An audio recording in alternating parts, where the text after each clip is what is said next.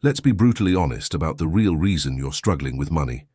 It has almost nothing to do with the numbers on your paycheck, the complexity of the stock market, or the budgeting app you downloaded and never used. It has everything to do with this, the silence, that quiet, gaping space between distractions, and the desperate, unconscious, primal need you have to run from it. Think about your own life. Picture the scene. It's that Sunday evening dread. The weekend high has faded, the noise of the world has quieted down, and you're left alone with the one person you can't escape. Yourself. A low-grade anxiety begins to hum in your chest, the feeling of being behind, the weight of expectations, the quiet whisper that you're not quite enough. What is the first, almost automatic impulse? You reach for your phone. It's not even a conscious decision. It's a reflex. You begin the mindless scroll, a digital anesthetic for an undiagnosed pain. Your thumb gets tired, but the emptiness persists. Then you see it, an ad, perfectly targeted by an algorithm that knows your insecurities better than you do. It's for something you didn't even know existed 5 minutes ago, but suddenly you feel a desperate, gnawing want. You click, you browse, you rationalize, you add it to the cart. For that fleeting moment as you enter your payment info, you feel a flicker of something powerful. It's a surge of dopamine. It's a sense of control in a life that feels uncontrollable. It's a tiny artificial win against the creeping void. But it's a phantom feeling, isn't it? The package arrives a few days later. The thrill is in the unboxing. You open it, hold the item, and for a minute, it's new and exciting. But the novelty fades in hours, sometimes minutes. It becomes just another thing that will soon collect dust. And then, the silence rushes back in, even louder this time, and it brings its friends. The shame of the impulsive purchase, the slow-building anxiety of the credit card bill, and the quiet, crushing regret of knowing you just spent real money trying to fix a problem that money can't solve. You weren't taught to be bad with money. In fact, that's a lazy, shameful label that keeps you trapped in this very cycle. The truth is much deeper, and it's not entirely your fault. You were likely taught to use money as an escape. As the financial writer Morgan Housel so brilliantly states in his book, The Psychology of Money, people do crazy things with money, but no one is crazy. Think about that for a second. No one is crazy. It means that every financial behavior, no matter how self-destructive it seems from the outside, makes perfect logical sense when you understand the life experiences of the person making it. A person who grew up during the Great Depression might hoard cash under their mattress for the rest of their life. To a modern investor, that's crazy. But in the context of their life, a life where they saw banks fail and fortunes vanish overnight, it's a perfectly rational response to trauma.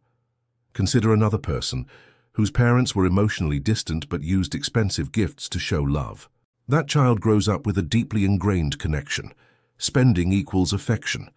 As an adult, they might overspend on their loved ones and themselves, not out of malice or stupidity, but because they are desperately trying to replicate the only form of love they ever knew.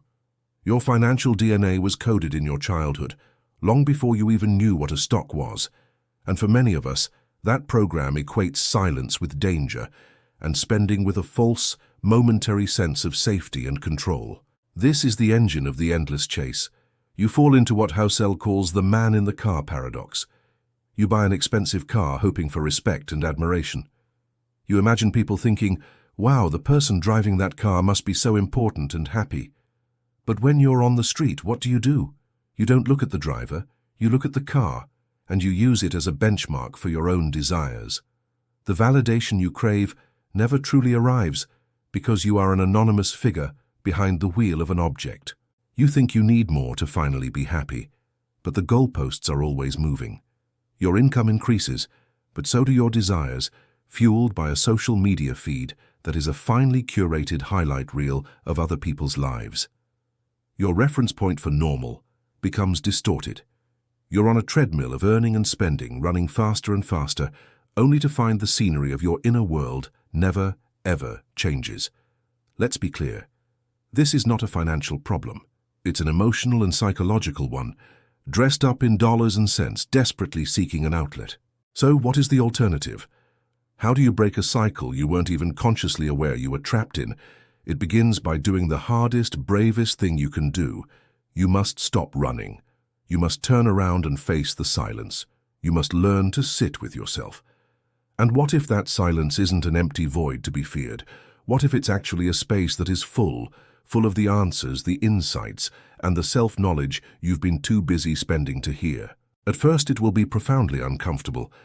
It's where the insecurities, the fears, the what-ifs, and the regrets all come to the surface.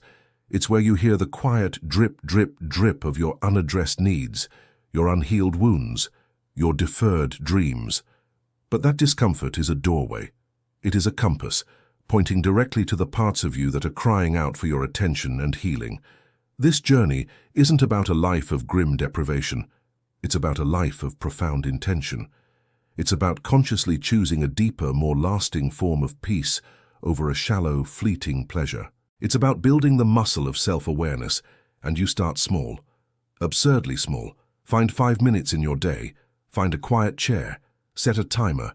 No phone, no TV, no podcasts, just you. Close your eyes and notice the physical sensation of your breath. When the thoughts and feelings come, and they will come in a torrent, your only job is to observe them without judgment. See them as clouds passing in the sky. When the urge to spend arises in that silence, don't resist it. But don't obey it either. Get curious. Acknowledge it like a visitor. Say, hello anxiety, I see you're here. What are you really afraid of right now? This simple pause, this moment of loving self-inquiry, is where you begin to reclaim your power from decades of unconscious programming. You can even try the 24-hour rule. If you want to make a non-essential purchase, put it in your online cart, but force yourself to wait a full 24 hours. That space you create is the training ground for your new, more intentional self. It breaks the link between impulse and action. This is where you truly redefine your relationship with wealth. Housel also has a powerful quote: "Savings is the gap between your ego and your income." How much of your spending is driven by your ego?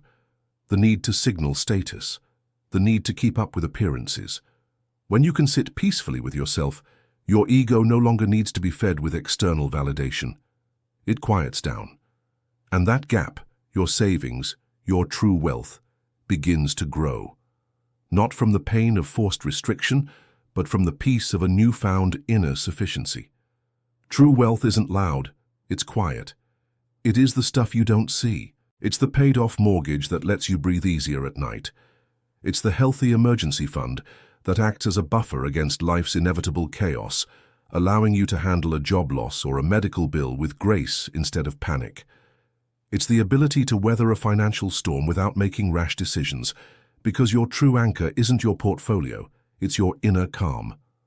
Ultimately, as Housel argues, the highest dividend money pays is the ability to control your own time. The freedom to wake up and say, "Today my time is my own. I can spend it on my health, my family, my passions, on things that truly matter to me."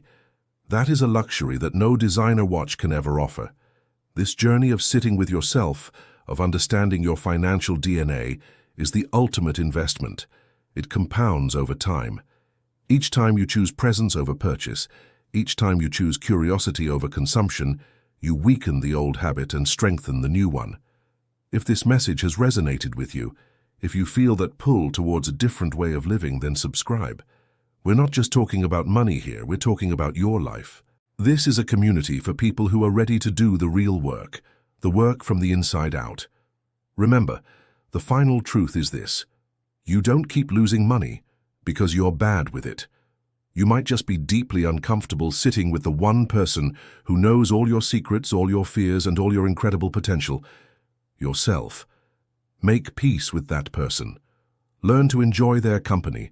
See the beauty in their imperfections. Because when you can finally, truly sit with yourself, in your own quiet company, you will find that you already have everything you were ever searching for. The silence isn't empty, it's home.